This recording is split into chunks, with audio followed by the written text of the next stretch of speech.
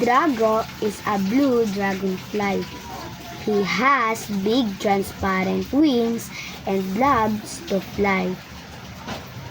He lives near a pond. His wings are strong, so Drago can fly very fast and far from his home. Drago has mosquitoes for dinner. Dapin is a dolphin. She lives in the ocean. She is very smart. Dapin and her friends love to jump in and out of the water. She likes to click, chirp, and whistle when she is happy.